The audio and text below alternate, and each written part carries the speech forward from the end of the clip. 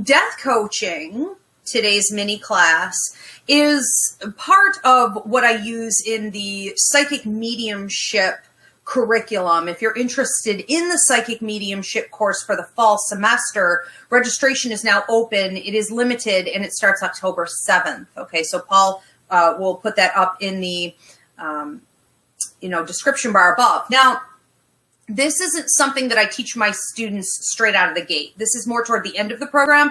And we also offer a master's class. And in master's class, we talk more about this in depth. But I am the only one that I know of who speaks of this. I don't know anyone else who uses it in their reading process. And I don't know anyone who teaches on it internationally. So what you're hearing today is probably going to sound a little bit strange, but my angle with this is that whatever spirit has shown me ever to build in the curriculum here at the Academy, it's always based on truth and simplicity, and it is helping us get back in touch with our roots. So it's innate. This isn't hard to learn. Nothing that I teach at the Academy is difficult to learn. It just requires that you remove some blocks from your old way of thinking. And so that's what I ask you to do today. It's just to be open-minded and listen to the possibilities. Now, the big reason that you may also not be hearing about this from mediums or other mediumship trainings out there is because if secrets like this were revealed, it would take money and power out of the pockets and hands of those mediums. And so there are a lot of people that are in this to make money, and this deteriorates that possibility, okay, by giving the power back to you, a lot in the same way that the church has said, you have to come to church or you have to go to a priest to get in connection with God when actually God lives inside you. It's that same kind of setup of corruption that takes the connectedness away from the individual and puts it in the hands of the hierarchy, the higher power, okay, which is an illusion entirely. So I'm more than happy to do it. This is probably going to cost me a lot, though. So here we go. What is death coaching exactly? Well, death coaching is the way that we are all able to communicate with our dying and deceased loved ones. So what that means is that you can communicate with your loved ones, whether this be, a lover, this be a child, a family member, a friend, whatever it is. We do this all the time naturally while we're alive. So it is a myth, 100% myth. In all of the trainings being taught today internationally, they stick by this myth typically, which says that it takes a year to a year and a half for a deceased loved one to communicate from the other side. Here's the myth. That when someone dies, they have to go over there and get acclimated, and they have to learn how to move without their body, and then they have to let go of, baggage, and they have to then decide that they're ready to start communicating, and then they have to learn, no, none of that, okay? It is just literally none of that. First off, we are all communicating all the time with each other. While we're alive, we are all a spirit. Whether your physical body, whether your little meat suit here is living or deceased, that's irrelevant. It's just a casing. We are all spirits. So when you dream at night and you are communicating with one of your friends or, a loved one, you're having a dream together, well, that's the same thing. When you telepathically can hear someone else's thoughts, or you telepathically know that someone is about to reach out to you, the phone's going to ring, it's all the same thing. When you get a psychic warning sign, your higher mind steps in and tells you that there's something you should be mindful of that's going to happen to someone in your circle, it's all the same thing. Energy is energy. Energy is not manipulated because of the body itself, okay? It still transfers. So, first off, we have to eliminate that myth. Now, again, it's another way for all of these trainings to hold on to that myth, for all these mediums internationally to hold on to such a myth. It keeps the hierarchy with them again. They're special. That medium is the only one who can communicate with your loved one for the first year to year and a half when you were in the deepest state of grieving. Hogwash. You should be communicating with them. If at all possible before they die. Because what happens during the death process, and hospice nurses would be able to confirm this, what happens during the death process is that they do something I've labeled it as playing both sides of the fence. Okay, that title means that the person in the process of dying is spending a great deal of their time on the other side. They're spending the remainder of their time here on the earth plane still. Even if they're in a coma, even if they're not communicating, they're still doing this. So sometimes they would be in the body, but the majority of the time they're not. They're over on the other side. Other people who play both sides of the fence are those who've had a near-death experience, are very awakened or enlightened. When I'm doing mediumship, that's what I'm doing. Those that have dementia, Alzheimer's, those that are in a coma, and if they have severe intellectual disorders.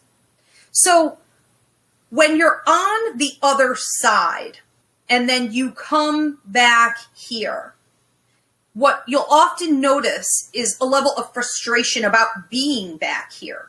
So for those of you that are dealing with maybe like elderly parents or, you know, people suffering with dementia, Alzheimer's and things, you might notice that level of frustration. Now, I've worked with some hospice workers, and one of the beautiful things about the process of passing that they like to promote is an ability for the family, friends to come together and give love to the person who's dying by releasing them.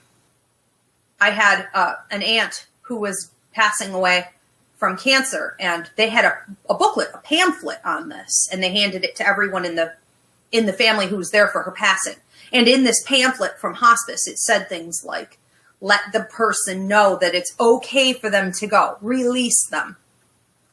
So let's start talking about that. That's incredibly accurate, because a lot of people are not communicating the best that they could be in spirit. When they're in the process of dying, because they're holding on and they're trying not to die, you can have the morphine up all the way and they're still not passing away. And sometimes what can happen is that they are afraid to go because they worry about you. They may not be sure, especially if they're a mom, you know, they're the matriarch of the family. They've been taking care of everybody for 50, 60 years. That's hard to do. It's hard to just say, well, time to go. You know, I'm not going to worry about, you know, my 4 kids and my 15 grandchildren. It's okay. Or my husband. That's hard to do. So we have to make it okay for them to go. So the first thing that you're going to want to do if you're dealing with someone who's in the process of passing is to be the bold family member, to be the one who will step up and give them that love that they deserve, in letting them know, I'm going to be okay. The rest of the family is going to be okay. We don't need you to stay here to take care of us anymore. And you can say something like, it is your time now. It is time for you to do what's right for you. We want you to take care of you now. Now, often when they're in the process of passing away, they start to send you signs and symbols. A great example is when my grandmother was passing away, and she loved butterflies. Well, we live in New York, and it was the middle of winter, so we're talking outside looked like tundra, and you know, we're in, I think it was like December, maybe going into January. I mean, there were no butterflies. No butterflies. Well, leave it to my grandmother. So we went to the infirmary, and she was up on the 3rd floor because she tried to escape. So she actually had an ankle bracelet on, and they had to like monitor her because she would try to escape to the woods. So grandma was in the process of passing, and we had to go way up to the top level to see her. And I would get there as her death was approaching within the last couple visits of her dying. And there would be a butterfly. There was a butterfly waiting in the elevator when we got there. I mean, I was absolutely amazed. And I knew it was coming from her, but what I didn't expect was that this butterfly would follow us from the elevator all the way up to the 3rd floor, all the way down the hallway to her furthest room, so she couldn't escape the hospital. And it would go into her room and hang out on the blinds. And when we would leave and the visit would be done, we were shocked. This is every time while she was in the passing process. Multiple visits. This butterfly, when we were done visiting, would escort us back to the elevator and all the way down to the bottom floor and say goodbye to us. This is how Grandma, and this is how I knew we were close in time, because she was already communicating, no longer from her body, but now from the other side. Things like this are pretty common, but we're often overlooking them. A lot of people will get a phone call, maybe a message will be left, or maybe it'll just be a phantom, kind of phone call. Many people will start to see number patterns, or they'll use channeling through those around you or the animals around you to communicate and send you messages. Okay. So very, very common to see patterns like this. What we want to do is embrace these opportunities. We want to say, that seems odd. That seems like I could almost confuse it for being something that my passing grandmother would do, but that's impossible and that doesn't make any sense. And so I'm going to discard it. No, you don't do that. Don't disrespect like that. You say, I know that this is you. I see that we have a new way of communicating. I'm so excited that it's starting this soon before you're even gone to the other side. I look forward to more of this communication. And what I would highly recommend if you're seeing this unfold is to add on another layer to it. I would say, could you show me something else? Could you maybe use my phone and manipulate my phone to communicate with me? Or could you maybe put a song on the radio so I'll understand that it's you? Could you show me some numbers? Or have me look at the clock at a certain time so that I know that it's you? Could you visit me in a dream tonight or in the next few days and spend some time with me there so that we can continue to talk, since we can't do that right now? There are a million things that you could do to build communication with a living person or with a deceased person or with someone in the process of dying that looks exactly like what you have been doing your entire life with any other human being. Communication is a two-way street, and if you reject and you block and you cut off, they will pull back. If you feed the communication, you'll get more of that communication. So it's not like they've changed. You're just learning a new language with them. And this is something to be celebrated. I do death coaching parties. If someone's passing away or someone's just passed, or there's maybe someone who was deceased a long time, I do parties for people. And we use each individual at the party to learn how to best communicate with that deceased loved one. Now, most readers out there who find that they channeled someone who was still technically living, they panic. Maybe this has happened to you in the past when you got a reading and all of a sudden the reader said, that recording never took. There's no DVD, there's no CD, there's no tape recording. It got lost in the mail. There's a shame element that comes with this, with your old time readers, that should not be there. This is a perfectly natural part of the process. So for all of you, maybe old school psychic mediums out there who didn't understand what happened to you, it was supposed to build the communication between your sitter and the person who's in the process of passing. They were trying to resolve some unfinished business or to build that new language. And you may have missed the mark by getting fearful and thinking that you were getting accused of them being in the passing process, or not understanding why it didn't take a year to a year and a half, because that's a myth. So we want to be open to this at all times. It's happening naturally. Now, one of the examples that I like to give is my aunt, when she was passing, she was going through her third bout of cancer. And I remember her calling me. I was at Starbucks finishing up one of my journalism papers. And I remember her calling me and being like, Ivy, it's back and I'm not fighting it this time. I'm going to go. I don't even know if I can talk about this. I like losing my shit. So we supported her in that. It was a very short period of time. I thought we were going to have about 2 years. It was probably about 8 months after that. I got a call from North Carolina that hospice was there. And she was passing. I went to get on a plane. I got bumped from the plane. I went to get in my car. I got a flat tire. I got a rental car. I had problems with that. Every obstacle in the free world was preventing me from getting there. Now I know why. Because I can teach this to others. But I was so stressed out that I could not get there and I was going to miss it. And what my aunt did, once I finally had the tires and I was finally driving in the car, it's 12 hours approximately. I'm sure I made it more like 9. But it's about 12 hours between where I am in New York and where she is in North Carolina in the United States. During that trip, she 3 separate times turned off my radio, pushed the CD out, and put on Elvis music, which was her music. She went to Memphis. She had pictures of Elvis everywhere. She made a birthday cake for Elvis every year, you know? Or would do something similar to that. 3 times I pulled over on the side of the road and I frantically called my family and I said, oh my God, I missed it. Is everybody okay? How are things going? And they would say, nothing has changed. Nothing has changed.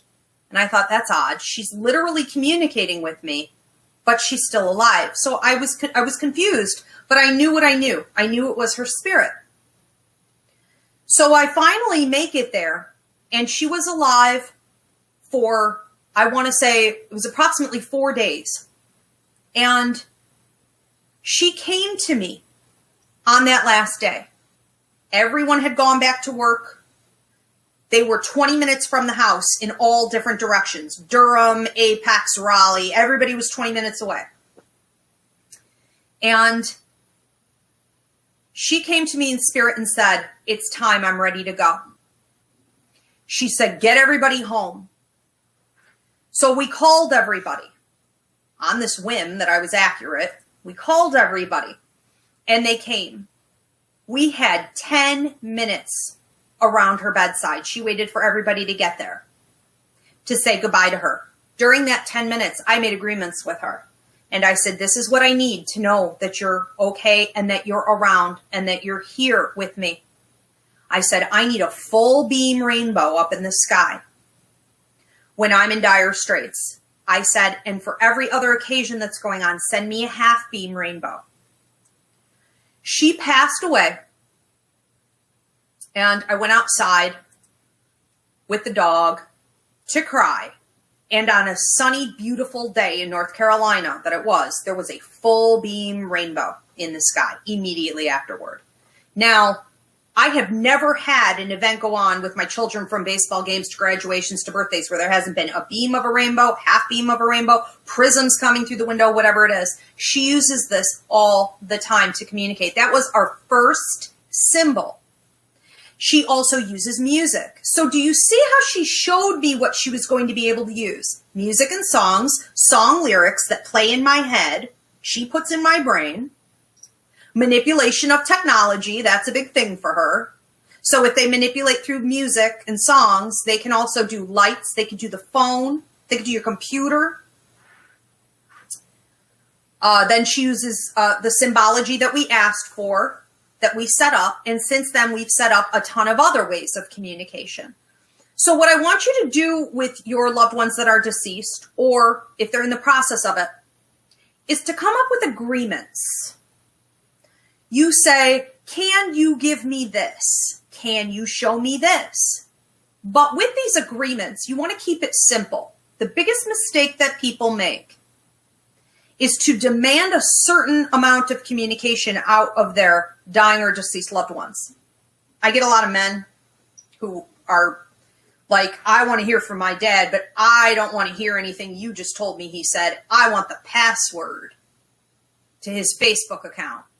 I want him to tell me what were the last words he said to me before he died, or what was the nickname he had for me when I was 5. I'm not a magician, first of all, nor do I care to be greedy with spirit and cut off my connection to them by behaving like that. I am here as a receiver. And you as a medium, as everybody is, needs to be here as a receiver. Not commanding, not demanding, not greedy, not disrespectful. If you treated another human being that way, to their face in communication, demanding of them, they'd walk away. That'd be the end of the relationship. This is no different. Dead or alive, we're all human. So we want to have an attitude of gratitude. So you're going to want to start with simple things. First off, like I said, allow them to show you what they're good at.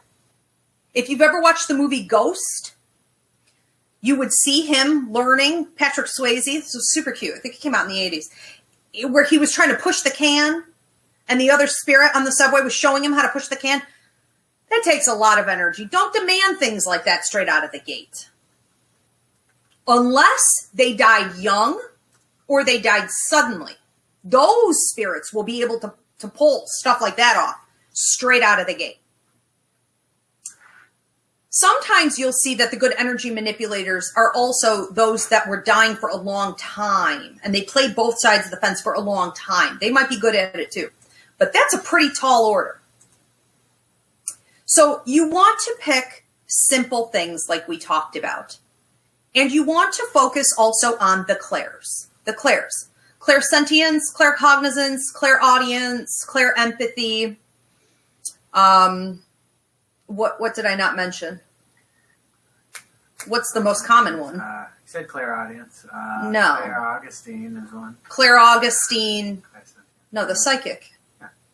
Clairvoyance. Clairvoyance, thank you. Okay, the most common one, clairvoyance.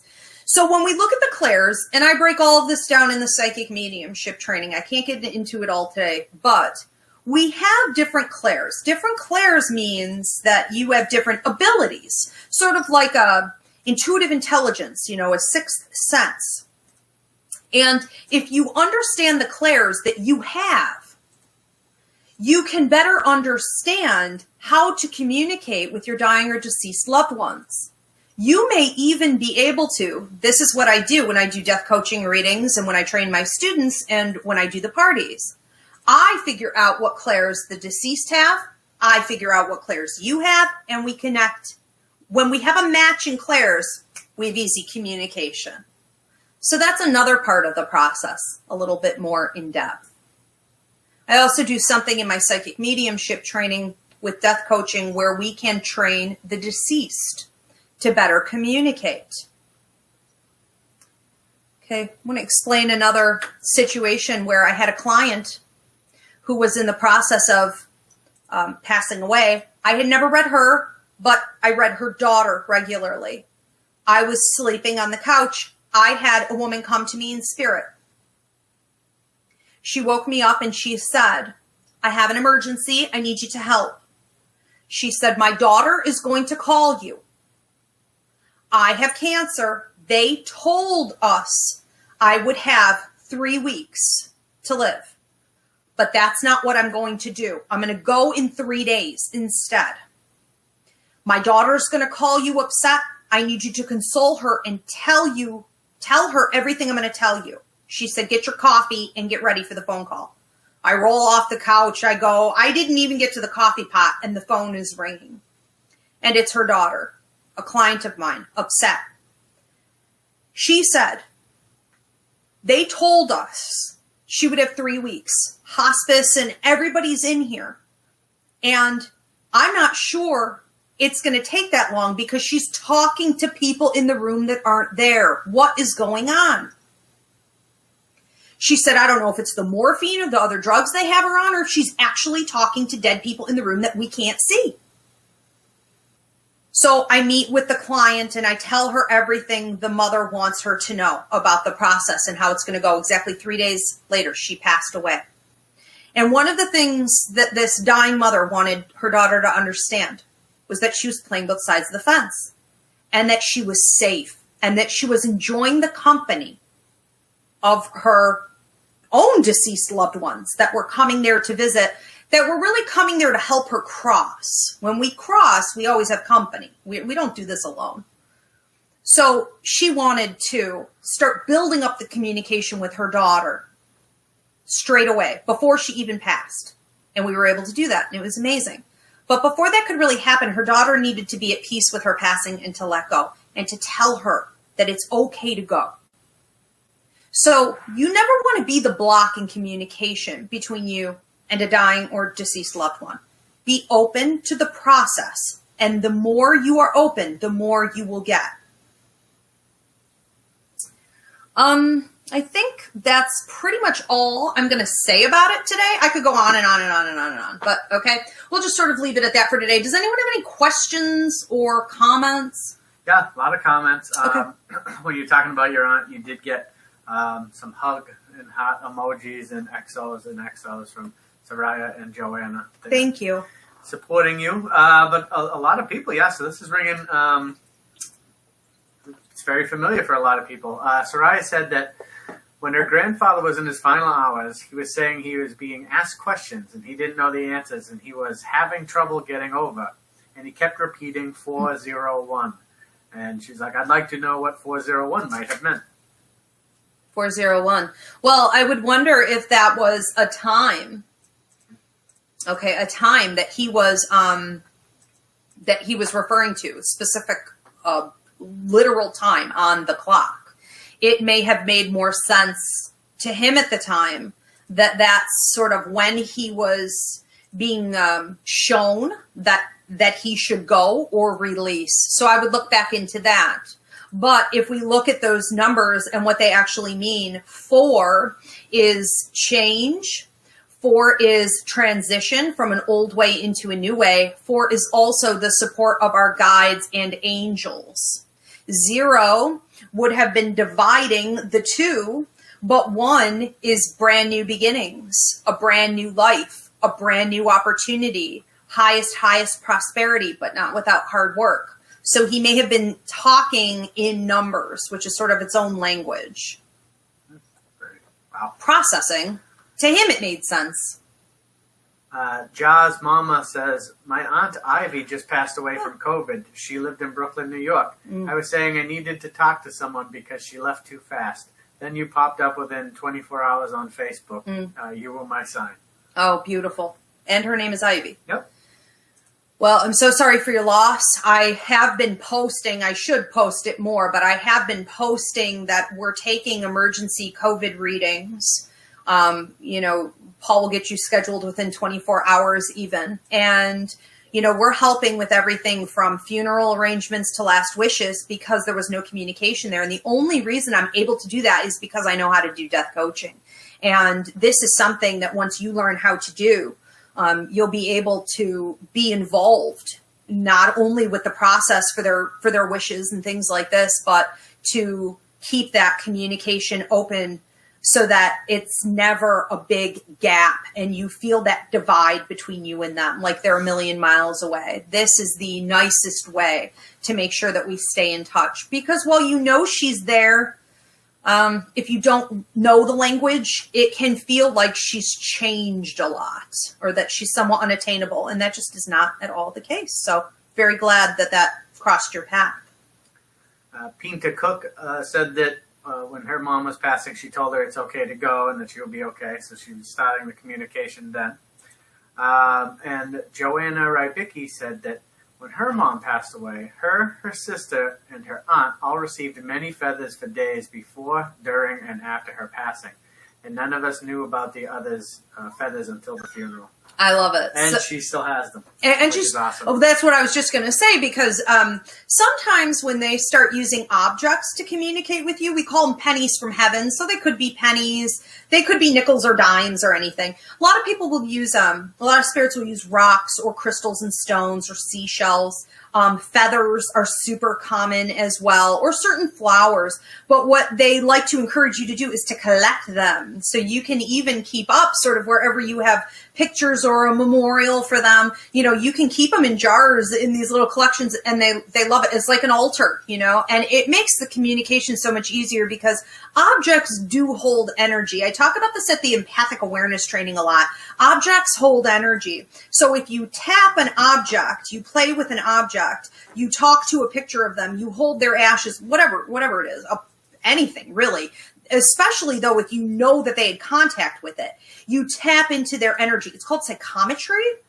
And so you're able to just hear their thoughts and, you know, be in their energy and in their company. And it's sort of like picking up a telephone. Even if you're getting an answering machine, you leave a message and they're going to answer that. So it's an ongoing dialogue, and the objects are really useful in that. So that's what she's trying to, you know, show you through that, but also obviously to give you reassurance that she's there. Roxanne Tice said that just today, her dad was sitting by a window, and a bird came along and held onto the screen beside him and kept pecking at the window, and it made her wonder who that was. There you go. They like to use woodpeckers. They like to use cardinals. But they tend to use birds that will stand out more for, depending on your region, where you live. And they will even do naughty things, you know, with the winged animals. We'll even see them flying into the window and kind of passing out and, you know, things like this. But they absolutely... The ones that are able to manipulate the animals more are probably the same ones that can manipulate technology. So was it Roxanne? Yep. Roxanne, if your dad is able to manipulate a bird, he's probably able to eventually anyways, manipulate, like maybe deer, or, you know, sometimes they'll move from like a bird to a squirrel or a bird to a chipmunk. Or a raccoon. And then we kind of go up from there into like deer or bigger birds, bigger animals and things like this. But those spirits that are able to do that, if they're toying with that kind of energy manipulation, I can guarantee that they're able to do the phone, the music, the flickering lights, stuff like this too. So ask for that. Speaking of asking, Heather P. has a question. She says, if someone has already passed and you want to ask for a sign, how do you know what to ask for? I know you said ask for small things, but like what small things? Well, like we talked about symbols. So you can ask them to show you symbols. You can ask them to show you something in the weather, like, you know, a rainbow or the wind. You could ask them to show you numbers. You can start working with your clairs and understand what clairs you have, and then ask them to use the clairs that you have, all kinds of things. Really, really anything simple. I think that if you know them, you kind of know their personality and you know what they were like. And so you know whether or not they were a good communicator or a bad communicator. You know what types of interests or hobbies they had, things that they would identify with. Choose those things. Someone who was a poor communicator when they were here on Earth, they may not be great at it on the other side. So there are different levels of difficulty with this. Mm-hmm. Okay. We have a comment here from Sammy Sola. Okay. She says that while my father was on his deathbed in the hospital, he was in a coma. I spoke with him knowing he could hear me. As upset as I was losing him, I felt gave him permission and comfortability to go. Yeah. I feel he waited for me to speak to go. The timing lifted weight and made that experience easier for me. I hope I did help him. Yeah, absolutely. Especially with parents. They, you know, can't. And you can understand how with grandparents it gets even harder. You know, then we're talking many generations that they were caring for. And especially if we have someone who has that matriarchal position or that patriarchal position, it's going to be harder for them. It would also be hard for anyone who has unfinished business. If it came on suddenly, if they didn't get to say everything, if arrangements weren't properly made, or if there's something between the two of you that still needs to be said, it's really important that you let them know it's okay. You know, this isn't the end all be all. We could deal with this later. We can continue to deal with this and communicate. It's okay. Yeah. Yeah, for sure. Okay, well, if you guys are interested in booking a death coaching party or you need a death coaching reading, all of that information is up on the website. Paul's going to post that above, and hope to see some of you guys for psychic mediumship development, where I train you more in depth in all of this, and also how to train the deceased. Psychic mediumship development course begins fall semester October 7th. Registration is now open. Seating is limited, and I hope to see you guys for more mini classes, quarantine series. The next one is going to be how to hate people less and forgive more on Sunday, the 24th at 8 p.m. See you guys soon. Thanks so much.